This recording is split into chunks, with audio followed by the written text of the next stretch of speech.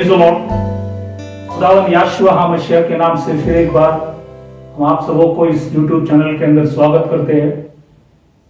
और आज हम सब यहाँ पे इकट्ठे हुए आज के जो हफ्ते के पहले दिन है उसके मन्ना के लिए हम यहाँ पे आए। और आज का जो विषय है हम एक नए विषय में जाएंगे। 2 हफ्ते से हमने जवान के विषय में देखा, 2 हफ्ते में हमने बुढ़ापे के विषय में देखा। आज हम बच्चे के विषय में हम देखेंगे। तो आज का जो विषय है बच्चे यहोवा का बाग है, या उसको हक भी बोल सकता है, या संपत्ति। ये भजन संहिता 127 और इसका 3 वचन में लिखा है, साम्स 127 वर्स 3। सभी लोग जानते हैं कि हम लोग 5वां महीने में अब और जुलाई 10 तारीख से 5वां महीना शुरू हुआ है। और आज हम इस संदेश में जाने से पहले हम जो विषय है इसके अंदर 6 विषय है, उसी को हम आज देखेंगे। पहला है माता पिता की जिम्मेदारी, दूसरा है खुदा की जिम्मेदारी, तीसरा जो विषय होगा 12 साल तक शिक्षा या प्रशिक्षण या शिक्षा, ये तीसरा है। चौथा है बच्चों का जो कर्म है उसी को हम देखेंगे। 5वां है दुख न देना, वो खास करके अनाथों को, उसी के विषय में हम देखेंगे। और 6वां जो है दुष्टों की बच्चे के विषय में हम देखेंगे। तो ये 6 जो विषय है, इस बड़े विषय के अंदर ये 6 चीजों को आज हम वचन से देखेंगे। तो आज हम वचन में जाने से पहले दुआ करें ताकि खुदा हमें वचन की अच्छी समझ दे। तो आइए सभी लोग अपने आंखों को बंद करें, सिरों को झुकाएं, प्रार्थना करें। Hallelujah hallelujah. खुदावन याशुआ मसीह, इस समय के लिए हम प्रार्थना करें। प्रभु, हम सब इकट्ठे हुए आपके पवित्र कलाम जो आपका रोटी है, ये जब तोड़ते टाइम प्रभु हमारी समझ को खोल, तेरी आत्मा से हमें प्रकाशित कर, हमारे आत्मिक बुद्धि को खोल, हमें सिखा समझा, ताकि सीखकर समझकर हम आपको आदर सम्मान कर सके। हम विशेष प्रार्थना करें कि प्रभु हमें आत्मा की प्रकाशित बातों को हमें समझा, और परमेश्वर का बुद्धि हमें दे, और ठीक रीति से उसको लॉर्ड अनुवाद करने के लिए प्रभु हमें सहायता मदद कर, और शैतान के कामों से लंबे रख, विश्वास से हम सबों को चला। सभी के ऊपर दया कर, सुनने वाले सुनाने वाले दोनों के ऊपर दया कर। छोटी सी विनंती खुदावन यीशुआ मसीह के नाम से मांगता हूं, सुन कबूल कर, आमीन। तो आज की जो विषय है वो है बच्चे यहोवा का बाग है। भजन संहिता 127 3 वचन, साम्स 127 वर्स 3। तो हिंदी में जो शब्द है बाग, वो इंग्लिश में जो वर्ड है हेरिटेज।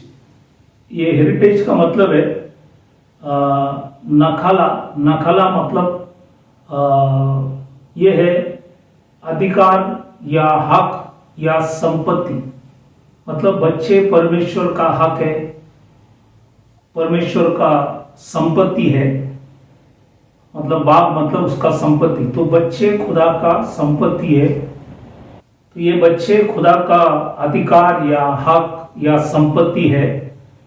मतलब बच्चे खुदा का संपत्ति है, माँ बाप का नहीं। खुदा ने उनको दिया है देखभाल करने के लिए, लेकिन संपत्ति जो है खुदा का है। तो ये है बाग जो शब्द है, या इंग्लिश में जो है हेरिटेज। इसका मैंने हिब्रू वाक्य भी आपको बताया, नखाला। तो इसी के विषय में आज हम लोग, पहले जो विषय है माता पिता की जिम्मेदारी। तो माता पिता की जिम्मेदारी जो है 7 है, उसी के विषय में हम लोग वचन से देखेंगे कि माँ बाप की जिम्मेदारी क्या है। ये जानने के लिए हम लोग लूका की किताब में जब जाएंगे यीशु मसीह का जब जन्म हुआ उसी के आधार पर है, हम कई बातों को देखेंगे। तो पहले जिम्मेदारी ये है, लूका की किताब 2:21 में लिखता है, लूक चैप्टर 2 वर्स 21, जब 8 दिन पूरे हुए और उसके खतने का समय आया तो उसका नाम यीशु रखा गया, जो स्वर्गदूत ने उससे उसके पेट में आने से पहले कहा था। तो इसलिए ये पहला चीज है, माता पिता की जो जिम्मेदारी है बच्चों को नाम देना। यहाँ पे उन्होंने उनको यीशु नाम रखा क्योंकि स्वर्गदूत ने पहले ही उनको बताया था क्या नाम होना चाहिए। वैसे आज हम खुदा के पवित्र वचन पढ़ना चाहिए ताकि हम बच्चों को बाइबल के नाम दे, पवित्र शास्त्र के नाम, क्योंकि इसी जरिए नीति वचन में 22वां अध्याय पहला वचन प्रोवर्ब्स 22:1 में लिखता है, बड़े धन से अच्छा नाम अधिक चाहने योग्य है। तो धन दौलत से भी बहुत कीमती है एक नाम, और वो नाम कुछ भी नहीं, लेकिन हम बाइबल से शास्त्र से अगर हम लेंगे तो बहुत आशीष है। इसलिए खास करके सब यहूदी लोग बाइबल से ही नाम बच्चों को देते हैं। इसलिए आज हम विश्वास करने वाले, हमें भी खुदा ने वचन में लिखा है, बड़े धन से अच्छा नाम अधिक चाहने योग्य है। इसलिए धन दौलत से भी अधिक योग्य है एक अच्छा नाम। वो अच्छा नाम क्योंकि हमारा परमेश्वर अच्छा है, उसने हमें अच्छा एक पवित्र शास्त्र दिया है, उसी में नाम है, वो नाम हमें लेना जरूरी है ताकि उस नाम के जरिए खुदा तुम्हें आशीष कर सकता है। यह है पहला कर्तव्य या जिम्मेदारी माता पिता का। दूसरा जो है वही लूका की किताब 2:22 में, लूक चैप्टर 2:22, वहां पे लिखा है, जब मूसा की व्यवस्था के अनुसार उनके शुद्ध होने के दिन पूरे हुआ तो वे उस यरूशलेम में ले गए कि प्रभु के सामने लाए। तो ये व्यवस्था के अनुसार प्रभु के सामने ले आना है। और जब हम इस विषय में जुना करार में जब पढ़ेंगे तो लेवियों की किताब 12वां अध्याय 1 से 4 वचन जब पढ़ेंगे, एक बेटा जब जन्म होता है तो स्त्री को 40 दिन शुद्ध के लिए 40 दिन उनको घर में रहना पड़ता है। और 40 दिन के बाद लेवियों की किताब 12वां अध्याय 8वां वचन लिखा है, एक मेमना को ले आना। अगर मेमना नहीं अगर ला सकता है तो कबूतर का 2 बच्चे को ले आना। और ये 2 इसलिए, एक होम बलि के लिए और दूसरा पाप बलि के लिए।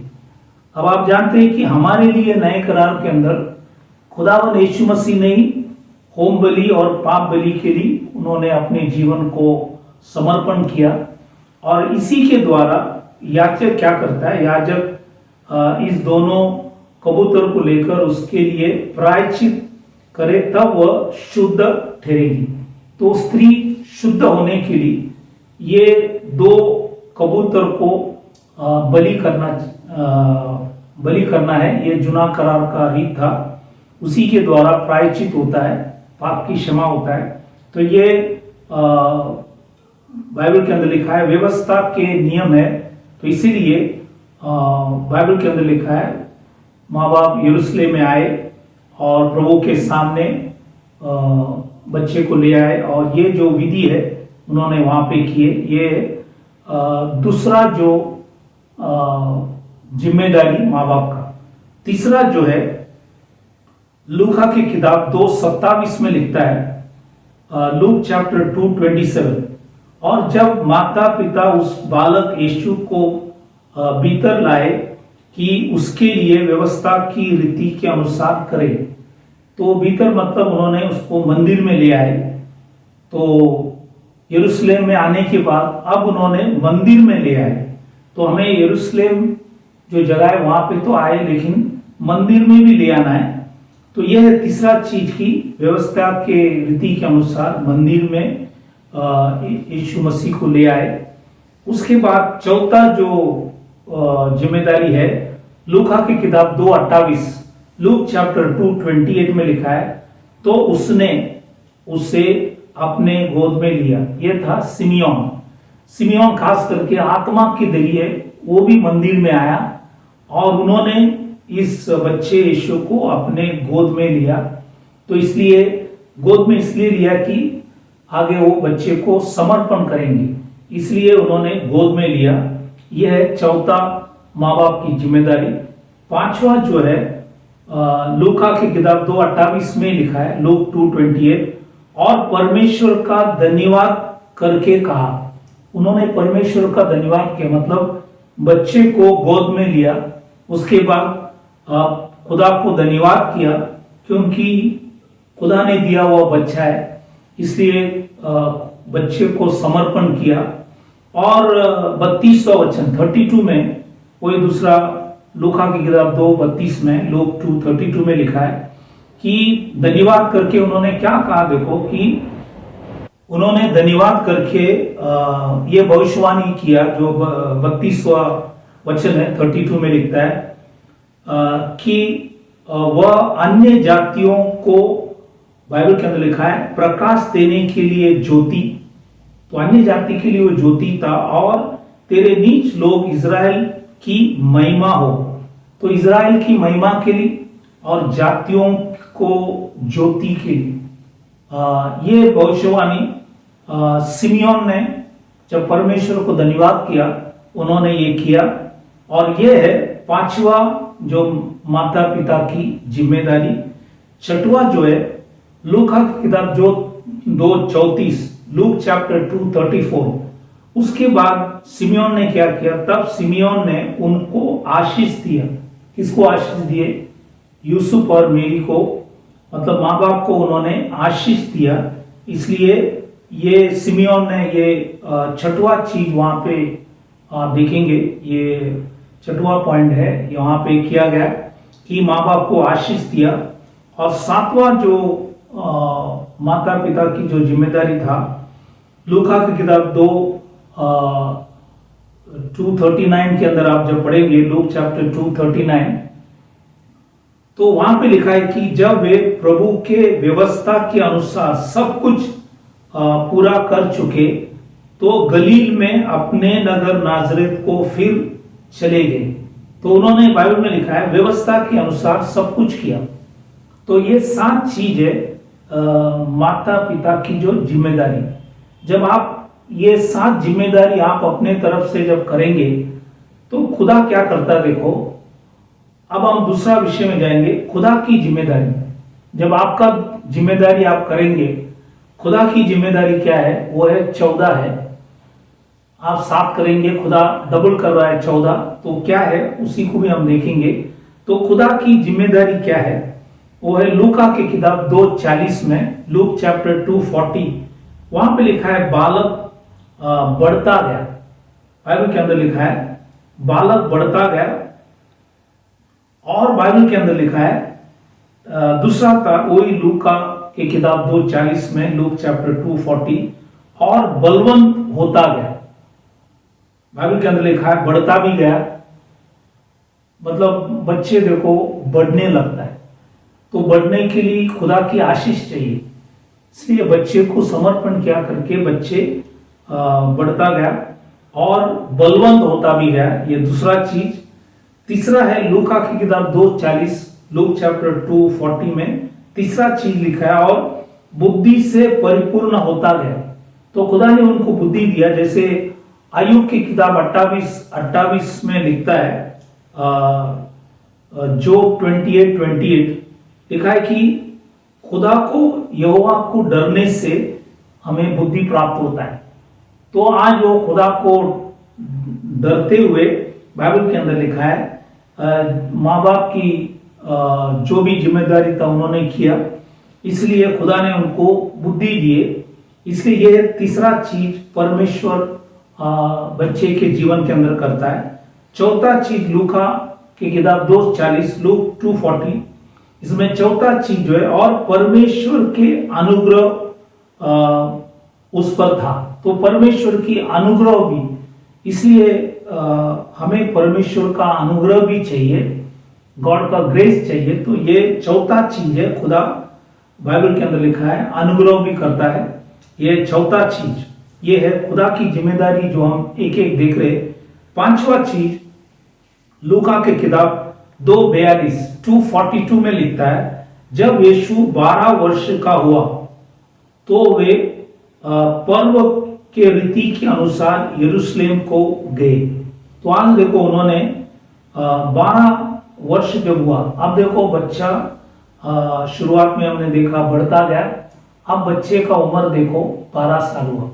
कई बार दुनिया में हम देखता है बच्चे का जन्म तो होता है, लेकिन कुछ साल 12 साल से पहले बच्चे दुनिया से चले जाते।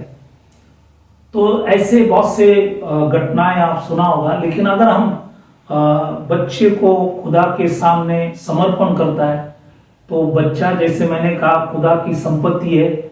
जब आप उसको समर्पण किया तो खुदा उस बच्चे को चलाएंगे। अब देखो ये बच्चे का उम्र 12 हुआ और वो खुदा के व्यवस्था के अनुसार पर्व की रीति जो है उसी में भाग लेने के लिए गया। जैसे आप जानते हैं कि वचन में, बाइबल में 9 पर्व है, उसमें 3 पर्व जो है वो पुरुष के लिए वहां पे जाना मुख्य है, और वो है पेसाक के जो पर्व है, पेंटिकॉस्ट की जो पर्व है, झोपड़ियों की पर्व। ये 3 पर्व में हर पुरुष को जाना जरूरी है। इसलिए यहाँ पे भी आप देखेंगे कि खुदावन यीशु मसीह का माँ बाप उस पर्व में उनको भी ले गए। उनका उम्र था 12। तो ये है 5वां चीज खुदा इनके जीवन के अंदर किया। इनके उम्र को अब 12 साल, उनके जीवन में 12 साल खुदा ने इनको चलाया, संभाला। ये 5वां चीज। 6वां चीज है ये है दूसरा अध्याय 46 में 2:46, लूक चैप्टर 2:46, लूका की किताब 2:46 में लिखता है, और 3 दिन के बाद उन्होंने उसे मंदिर में उपदेशों के बीच में बैठा उनकी बाइबल के अंदर लिखा है सुनते थे। तो आज खुदावन यीशु मसीह की, उनकी माँ बाप ने सोचा कि वो हमारे पीछे है, लेकिन कुछ समय के बाद देखा तो उनको दिख रहा नहीं। तो लोग ढूंढने गए तो देखा तो वो बाइबल के अंदर लिखा है वो मंदिर में उपदेशों के बीच, इंग्लिश में लिखा है डॉक्टर, मतलब ये उपदेशक, सिखाने वाले, जो तोरा है, मतलब खुदा की जो 5 पहले की किताब है उसको बोलता है तोरा, वो सिखाने वाले जो था उपदेशकों। तो उपदेशकों के बीच में खुदावन यीशु मसीह स्वयं बैठकर उन्होंने जो भी तोरा से सिखाते थे उसके ऊपर उन्होंने बहुत ध्यान से, बाइबल के अंदर लिखा है, वो सुनता था। ये है 6वां चीज। 7वां चीज वही लूका की किताब 2:46 में 2:46 में लिखा है, और उसे प्रश्न करता हुआ पाया। तो वो जो उपदेशक लोग हैं उनसे प्रश्न भी किया, उनका सुनता भी था, उनसे प्रश्न भी किया। जब छोटा उम्र रहता है तो बच्चे कभी भी बहुत से प्रश्न करता है। उसी समान खुदावन यीशु मसीह ने भी व्यवस्था के विषय में, तोरा के विषय में प्रश्न भी किया। ये है 7वां चीज। फिर लूका की किताब 2:47, लूक चैप्टर 2:47 में लिखा है, जितने उसकी सुन रहे थे वह सब उसकी समझ और उसके उत्तरों से चकित था। तो यीशु मसीह का समझ और उत्तर जो दे रहे थे उसको देखकर जितने भी लोग सुन रहे थे सभी लोग चकित हो गए कि इनको ज्ञान कहां से आया, इतना अच्छे ज्ञान उनके पास कहां से है। तो लोग चकित हुए। तो उनको मालूम नहीं था कि वो खुदा ही है, लेकिन लोगों ने सुनकर बहुत चकित हुए। ये है 8वां चीज खुदा की जो जिम्मेदारी है वो हमने वचन से देखा।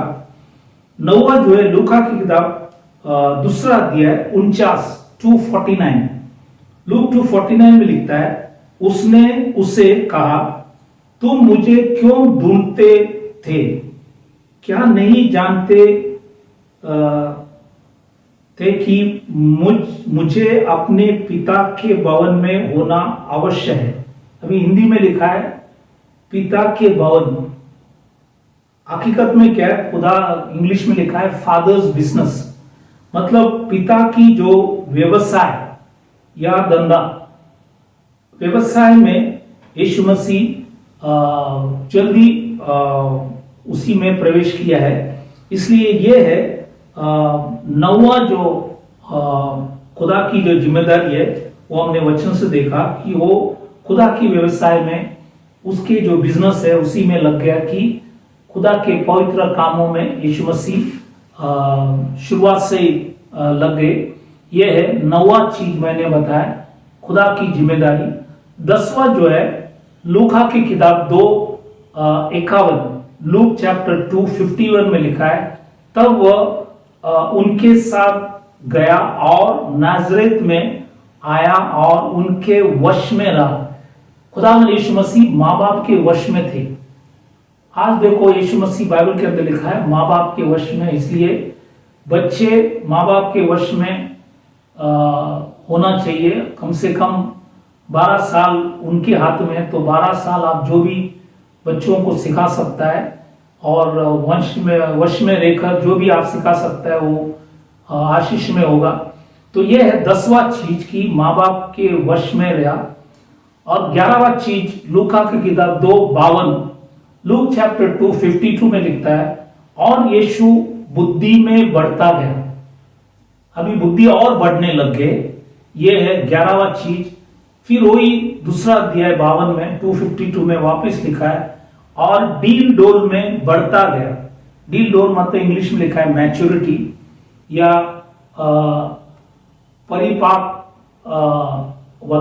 परिपक्वता मतलब कि वो मैच्योर हुआ। 13वां जो था, और परमेश्वर की अनुग्रह में बढ़ता गया। और चौथा जो है मनुष्य के अनुग्रह में बढ़ता गया। तो ये है टोटल 14 है। ये खुदा हर एक बच्चों के जीवन के अंदर करता है। जब माता पिता की जो जिम्मेदारी वो जब अपने वचन के आधार पर निभाएगा तो खुदा अपना भी निभा सकता है।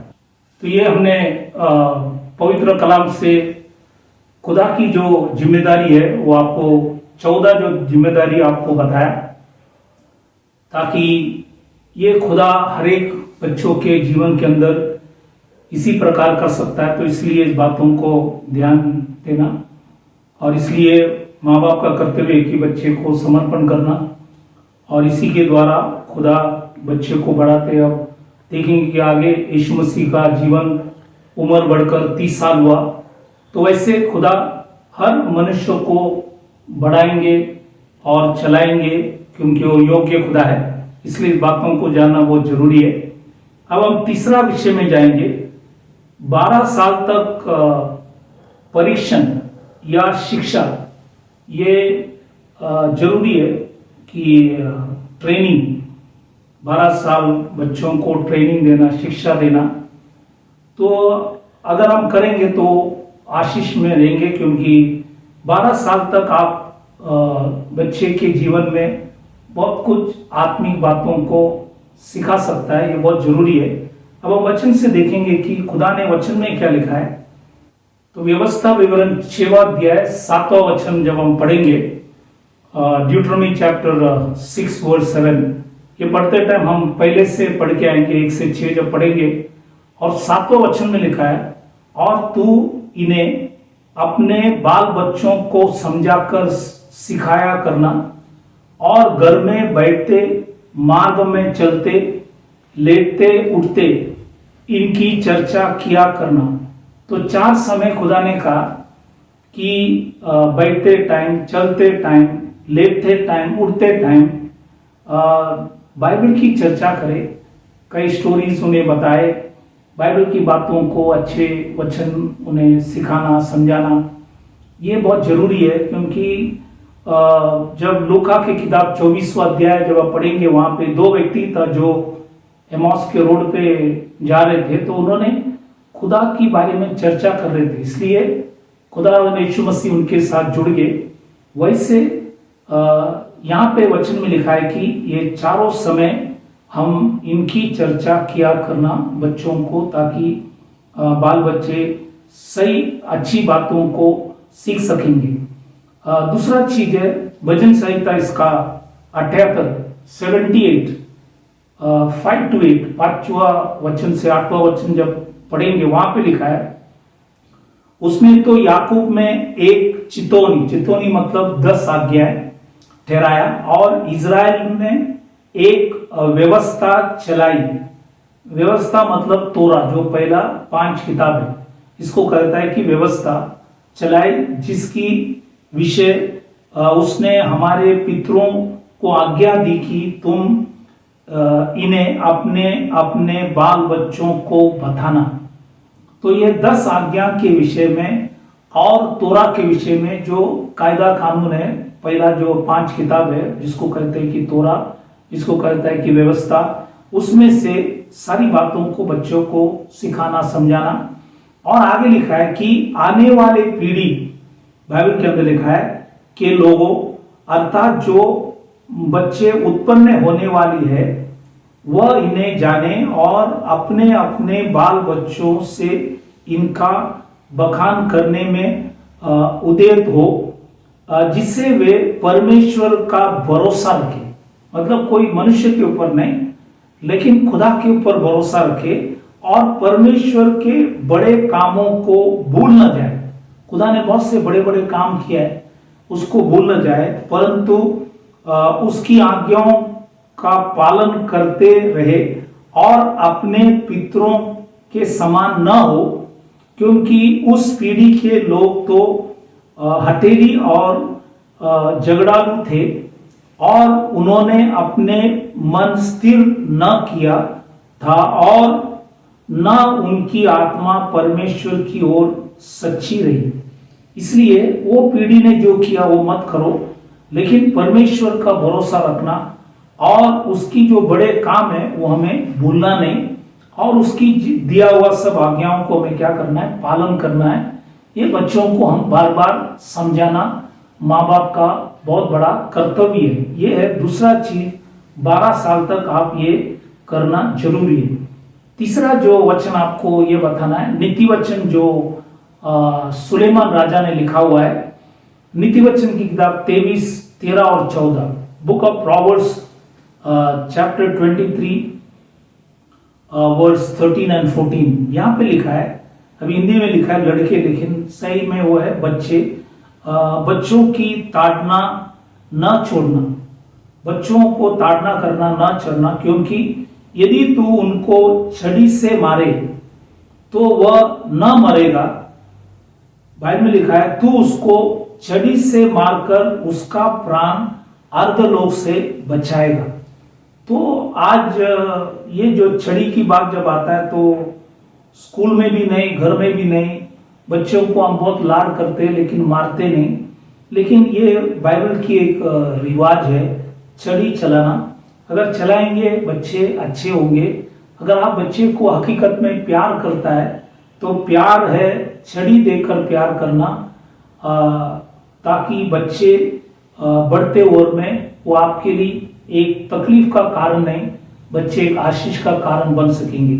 क्योंकि आज बहुत से बच्चे माँ बाप से लंबे हुए, गलत चीजों के अंदर जाकर फंस गए, नशे में अपने जीवन, क्योंकि हमने उनको ताड़ना नहीं दी, उनको छड़ी नहीं चलाया, इसी की वजह से तो बच्चे गलत रास्ते में चले गए। और जैसे यहाँ पे लिखा है कि हम उसको छड़ी से मारकर उसका प्राण अर्धलोक से हम बचाना चाहिए। ये खुदा ने लिखा हुआ वचन है, इसलिए इस बातों को भी ख्याल करना।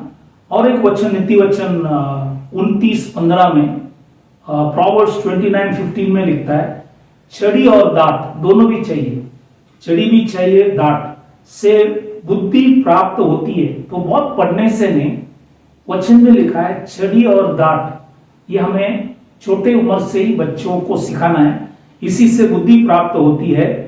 परंतु जो बच्चे लड़का यूं ही छोड़ जाता है, वह अपने माता की लज्जा का कारण होता है। तो ये एक लज्जा का कारण हो जाता है। अगर आप एक बच्चे को उसके हाथ में अगर छोड़ दे, यूं ही छोड़ दे, उनकी मनमानी करने अगर आप दिए, तो फिर वो आपके लिए एक लज्जा का कारण हो सकता है। इसलिए ये भी वचन में लिखा गया है।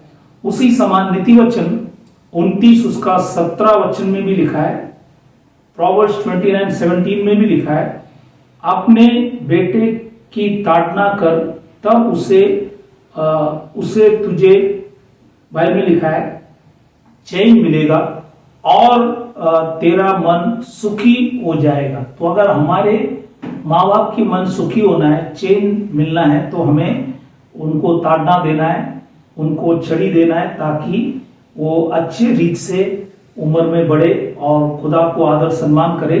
इसलिए ये बातों को बच्चों को सिखाना 12 साल के अंदर, ये माँ बाप की बहुत बड़ी कर्तव्य है।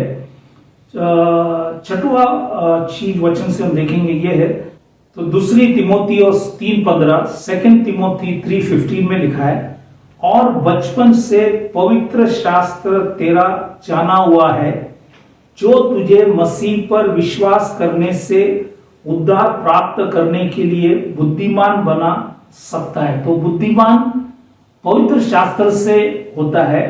हम बहुत पढ़ने से, आज देखो बहुत से लोग बहुत पढ़ा है, लेकिन मुसीबत में या कोई समस्या जब खड़ा होता है, बहुत से लोग आत्महत्या कर लेता है। वो IIT कानपुर में पढ़ा होगा या बड़े बड़े जगह पे पढ़कर आए, उनके पास बड़े बड़े डिग्री होगा, लेकिन कई समस्या जब आते तो अपने जीवन को खो लेता है।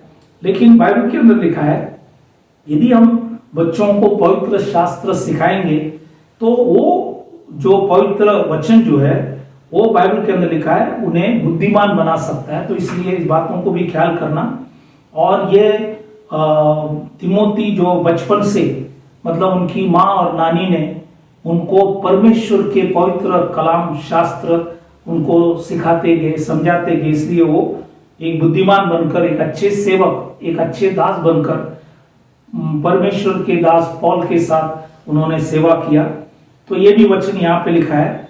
और एक वचन हम देखेंगे, एफिसियों की किताब 6:4 में लिखता है, एफिशियन चैप्टर 6:4 लिखा है कि ये बच्चे वालों अपने, बाइबल के अंदर लिखा, बच्चों को रीस ना दिलाओ, मतलब बहुत उनके पीछे लगना नहीं, गुस्सा ज्यादा नहीं करना, जितना जरूरत है उतना ही, परंतु प्रभु की शिक्षा और चेतावनी देते हुए उनका पालन पोषण करो। तो हम वचन से उन्हें शिक्षा चेतावनी देकर उनका पालन पोषण करना चाहिए। तो ये 7 वचन जो मैंने आपको बताया, ये है बच्चों को 12 साल जो ट्रेनिंग है, शिक्षा है, ये अगर हम देंगे तो बच्चे जीवन भर खुदा के नियम के अनुसार अपने जीवन बिता सकेंगे। हर मुसीबत को मुकाबला करने के लिए उन्हें खुदा वचन से समझ देता है, इसलिए ये सारी बातों को सिखाना बहुत जरूरी है। अब हम चौथा विषय में जाएंगे, बच्चों का जो कर्म है उसी को हम देखेंगे। यहाँ पे 3 उदाहरण हम देखेंगे बच्चों का जो कर्म है। एक है दूसरा राजा 5वां अध्याय, आप 1 से 15 वचन अच्छे से पढ़ लेना। 2 किंग चैप्टर 5 1 to 15, और उसमें दूसरा वचन जो लिखा है ऐसा, आरामी लोग दल बांधकर इज़राइल के देश में जाकर वहां से एक छोटी लड़की बंदी बनाकर ले आए थे, और वह नामान की पत्नी की सेवा करती थी। तो ये एक छोटी लड़की बंदी बनाकर उनको आरामी लोग इज़राइल से ले आए थे, और वहां पे नामान करके एक व्यक्ति था, उनके पत्नी की, बाइबल के अंदर लिखा है, सेवा करती थी। और ये नामान जो था कुष्ठ रोग था, और ये लड़की ने देखा, अरे ये स्वामी जो है, ये इनके हाथ में कुष्ठ रोग की बीमारी है। तो उन्होंने ये देखा, तो उन्होंने क्या कर, देखो तीसरा वचन में लिखता है, थर्ड वर्स, उसने अपने स्वामिनी से कहा, यदि मेरा स्वामी शमरौन की भविष्यवक्ता के पास होता तो क्या ही अच्छा होता। मतलब ये कुष्ठ रोग से वो अच्छा होता। मतलब ये लड़की जो को, इनका विश्वास जो मजबूत था, ये लड़की जो है बंदी में ले आए थे, लेकिन इनका विश्वास मजबूत होने से, इनके बातों से वो भविष्यवक्ता को जाके मिले और यारदे नदी में 7 बार डुबके जब आए, तब इनका जो कुष्ठ रोग की जो बीमारी है उसी से वो चंगा हो गए। और उस टाइम उन्होंने गवाही दिया कि मैं जानता हूं कि इज़राइल में सच्चा खुदा है। और ये कारण आप देखेंगे, एक छोटे लड़की ने एक बड़ा काम किया, इनका विश्वास जो था मजबूत था, और इन्होंने बंदी में था, फिर भी उन्होंने वहां पे एक अच्छे काम किया। तो ये है बच्चों का एक कर्म, मैंने आपको बताया। दूसरा है नए करार में जब हम आते हैं, योना की किताब, योना सुसमाचार जो है, जॉन चैप्टर 6 1 to 13, योना इसका 6वां अध्याय 1 से 13 वचन जब आप पढ़ेंगे, वहां पे हम 8 और 9 वचन पढ़ेंगे, 8 और 9। वहां पे लिखा है, उसके चेलों में से शिमोन पत्रोस के भाई अंद्रियास ने उसे कहा, यहाँ, मतलब यीशु मसीह से कहा, यहाँ एक लड़का है जिसके पास जौ की 5 रोटी और 2 मछलियां हैं, परंतु इतने लोगों के लिए वे क्या है, क्योंकि वहां पे कम से कम 5000 लोग था।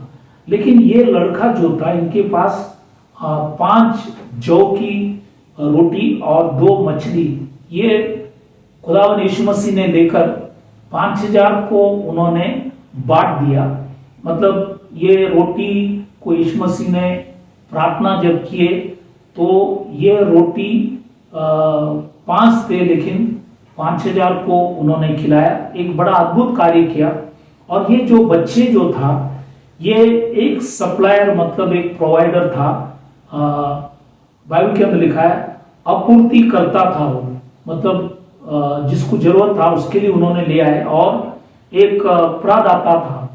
प्रदाता मतलब वो अन्न लेकर अपने पास रखा खुद खाने के लिए, लेकिन वो वहां पे उनका एक अच्छा काम खुदा ने देखा कि उस भीड़ में एक ही, जो बाइबल के अंदर लिखा, लड़का था जिसके पास जौ की 5 रोटी और 2 मछलियां था, उसी से खुदावन यीशु मसीह ने अद्भुत कार्य कर 5000 को खिलाया। तो ये है बच्चों का एक दूसरा कर्म हमने वचन से देखा।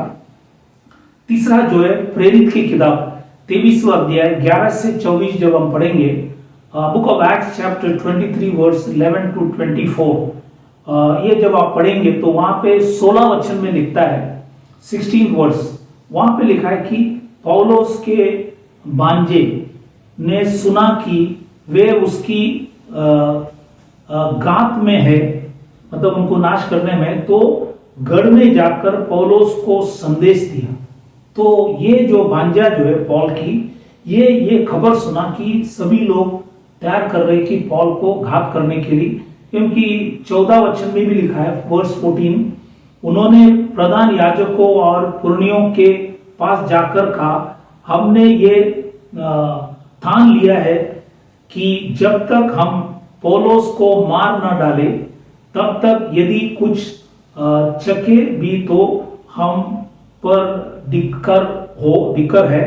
और ये 40 लोग थे। तो ये 40 लोग ने एक शपथ खाली ठान ली कि जब तक हम पौल को मार न डाले तब हम खाना भी नहीं खाए।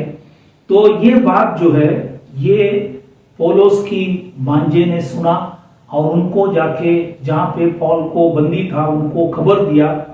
और ये इनका जो काम जो है बहुत अच्छे थे, क्योंकि ये ध्यान से इस बातों को सुनकर इस बातों को उन्होंने पौल के पास पहुंचाया। और इसलिए ये एक अच्छा पर्यवेक्षक आदमी था, एक अच्छा ऑब्जर्वर, गुड ऑब्जर्वर, मतलब वो ध्यान से इस बातों को ख्याल कर पॉल को उन्होंने जाके बताया। इसलिए मैंने 3 उदाहरण यहाँ पे आपको बताया कि बच्चों का कर्म देखो, बच्चों को भी खुदा इस्तेमाल करते, ताकि इसलिए हम बच्चों को छोटे उम्र में अगर अच्छी बातों को सिखाए, वो आगे बढ़कर अच्छे अच्छे काम कर सकेंगे। तो ये है आपको मैंने चौथा जो विषय बच्चों के कर्म के विषय में आपको बताया। अब हम 5वां विषय में जाएंगे, दुख न दे, मतलब खास करके अनाथों को हम दुख न दे।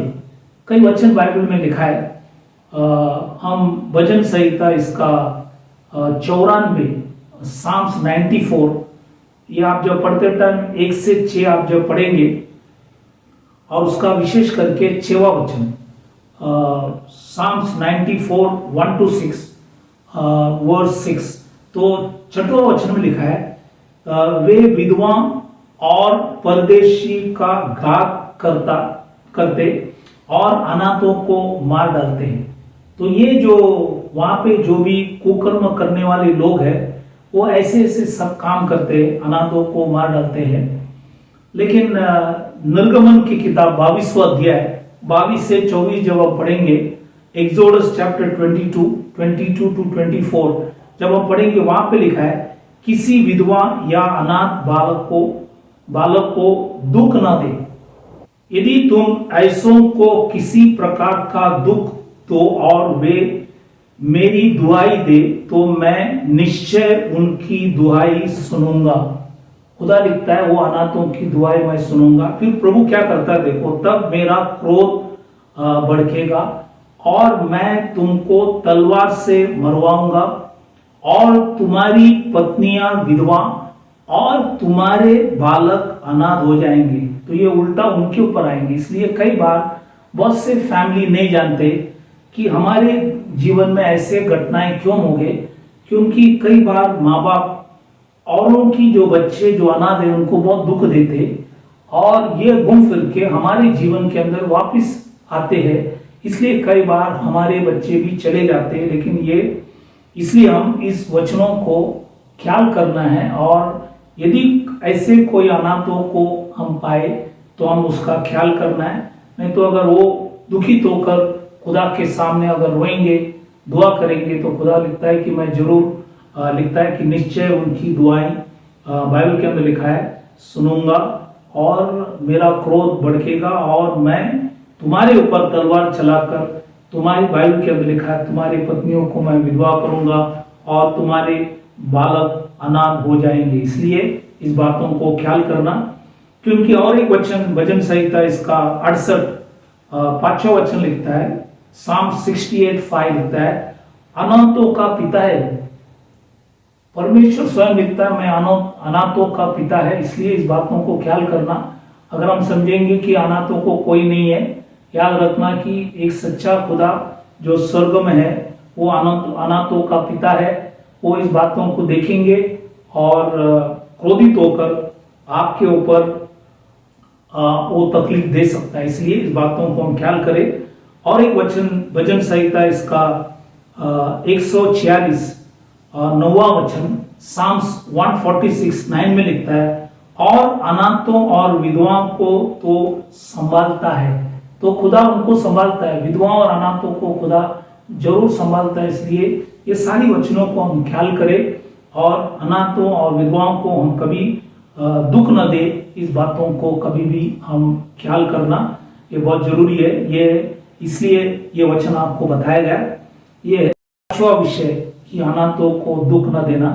अब हम 6वां विषय में जाएंगे, वो है दुष्टों की बच्चे। अभी बहुत से दुनिया में दुष्ट लोग हैं, उनकी बच्चे क्या करता है, उसी के विषय में भी खुदा ने इस पवित्र कलाम के अंदर लिखा है। तो कई वचनों को हम देखेंगे, खास करके भजन संहिता 109 9वां वचन हम 6वां वचन से पढ़ सकता है। साम्स 109:9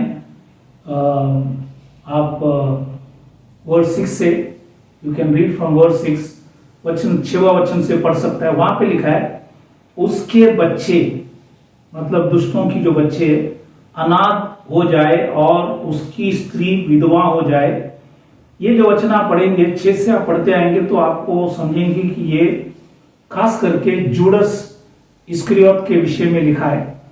नए करार के अंदर आप वचन ध्यान से अगर पढ़ेंगे तो खुदा ने पहले ही जूडस के विषय में लिखा गया, ये खास उनके लिए ये वचन।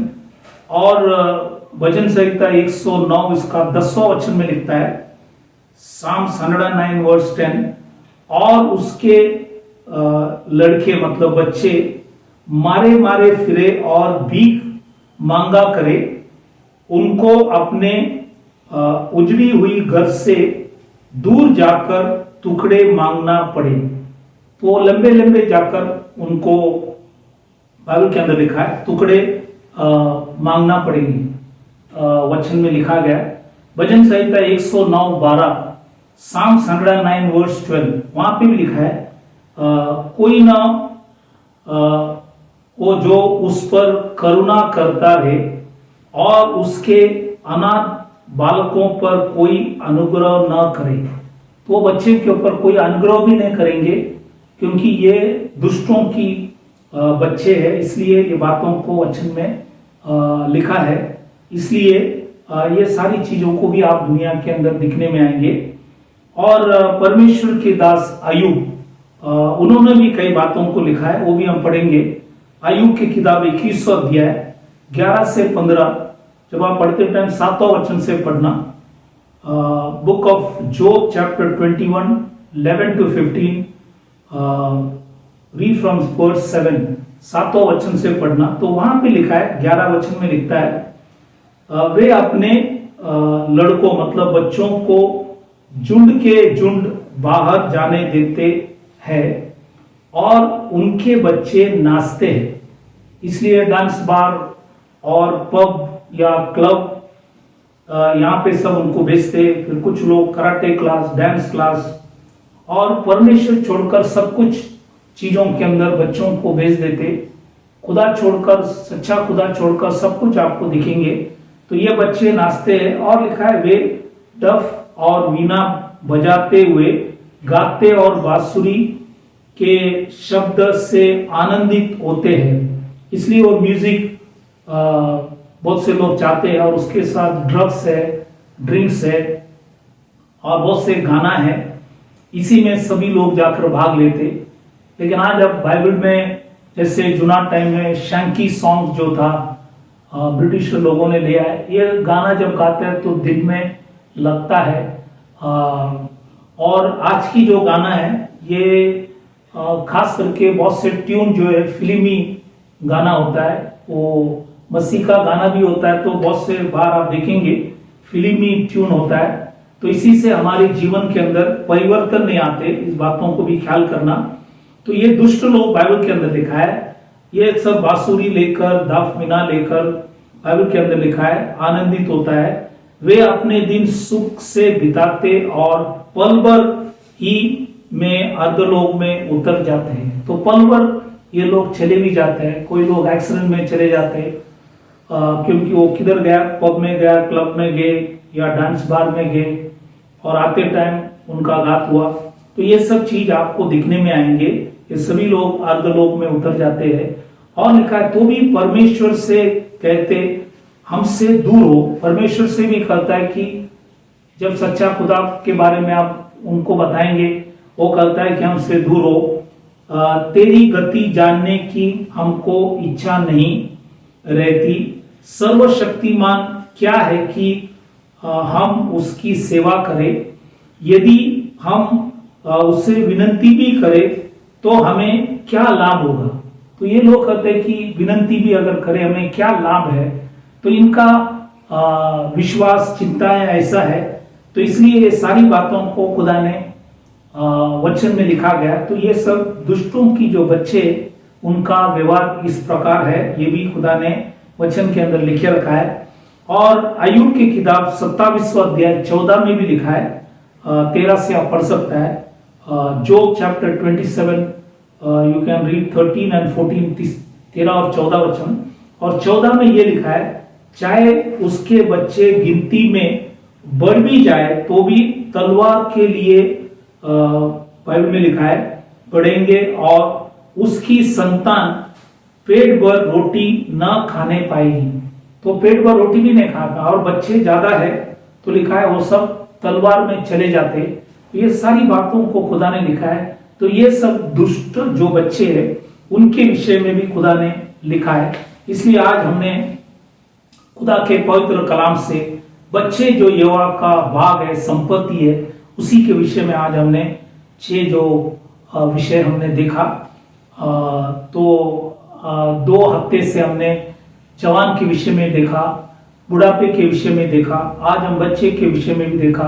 आप इसको ध्यानपूर्वक समझ लेना और जो खुदा ने वचन में लिखा है उसी को निभाना। खाली हम पढ़ने वाले नहीं, वैसे चलने वाले भी बने, ताकि खुदा आपके जीवन के अंदर जरूर आशीष करे। तो ये जो भी लिखा है ये सब पवित्र आत्मा ने अपने दासों के द्वारा लिखा गया। ये पौल या मूसा इन्होंने नहीं लिखा है, ये लिखने वाला खास पवित्र आत्मा है।